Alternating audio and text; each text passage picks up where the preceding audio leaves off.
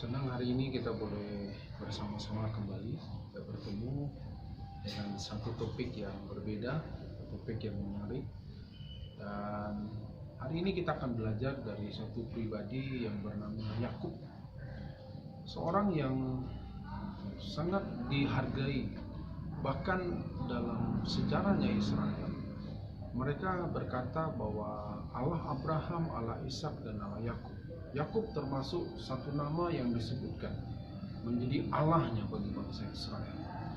Tentu ada sesuatu yang dia lakukan. Bahkan dalam kitab Ibrani pasal 11 dia bercerita tentang tokoh-tokoh iman. Nama Yakub dimasukkan menjadi satu raksasa iman.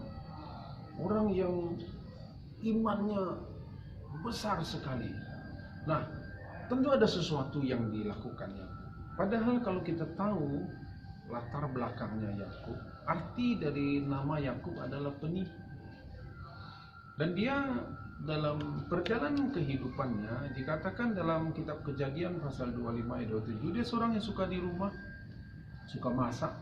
Jadi bukan orang yang suka berpetualang. Sementara Esau, kakaknya, kakak kembarannya, orang yang suka berburu, suka keluar. Nah, satu peristiwa kemudian dikatakan Esau pulang berburu dan Yakub di rumah sudah selesai masak. Dan Esau lapar dan kemudian Yakub memperdaya Esau. Dan akhirnya dengan semangkok kacang merah itu Esau menjual hak kesulungannya. Memang Alkitab katakan Esau karena memandang rendah akhirnya dia kehilangan, tapi Yakub dengan cara memperdaya, dia nipu kakaknya. Dan di lain peristiwa kemudian pada waktu Ishak dikatakan bapaknya akan meninggal dan dia akan memberikan berkat. Nah, Yakub berkonspirasi dengan ibunya menipu bapaknya Ishak. Dia berkonspirasi dengan cara-cara yang licik dan akhirnya kemudian berkat kesulungan itu jatuh kepada Yakub dengan cara menipu bapaknya. Nah, sesuai dengan namanya, itulah yang dia lakukan dan dia kerjakan. Bagaimana mungkin orang yang suka menipu ini kemudian disebutkan sebagai raksasa iman? Tapi tidak berhenti di sini. Karena Esau marah dan kemudian dia berusaha untuk membunuh Yakub. Dia bilang nanti kalau bapak mati aku akan bunuh dia.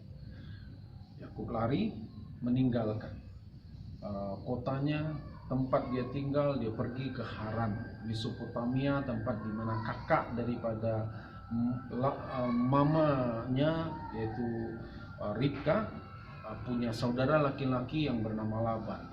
Ke Mesopotamia, ke Haran, disitulah Yakub pergi melarikan diri. Nah, di sini kita belajar dalam perjalanan menuju ke Haran itulah kemudian suatu kali Yakub di tempat yang bernama Luz. Disitulah kemudian waktu malam itu dia bermimpi, dia bertemu dengan Tuhan. Nah, perjumpaannya Yakub dengan Tuhan itu membuat satu titik balik, satu perubahan terjadi dalam kehidupan Yakub.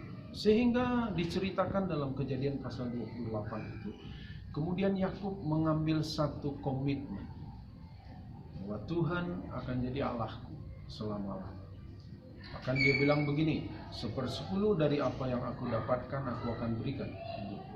Komitmennya untuk memberikan tempat yang utama kepada Tuhan. Dan itulah yang ternyata Yakub penuhi sepanjang usia hidupnya. Kemudian dia sampai di rumah Laban dan akhirnya 20 tahun dia ada di rumah Laban. Dan kitab Kejadian pasal 31 ayat 41 bercerita bahwa 10 kali Laban menipu Yakub.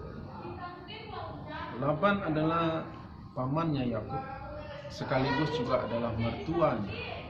Nah, dalam masa-masa di mana 10 kali selama 20 tahun itu baru dari hal masalah upah saja Laban menipu Yakub. Dan kemudian dalam hal istrinya pun Rahel, Laban menipu dia. Artinya berulang kali Laban menipu. Tapi di sini kita melihat Perjumpaan Yakub dengan Tuhan dan komitmennya untuk mengutamakan Tuhan. Dia tetap tidak mau membalasnya. Dia dulu pernah menipu kakaknya, dia pernah menipu bapaknya. Ini hanya yang tercatat ya, gitu.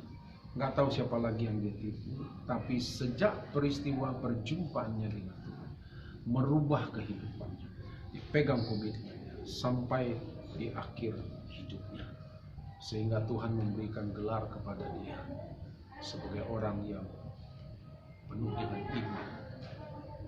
Biarlah Bapak Ibu sekalian, apapun masa lalu kita, mungkin rusak, mungkin hancur, mungkin karena kebodohan kita, kekonyolan kita, kita menghancurkan hari-hari kehidupan kita dengan banyak hal-hal yang jahat yang kita lakukan.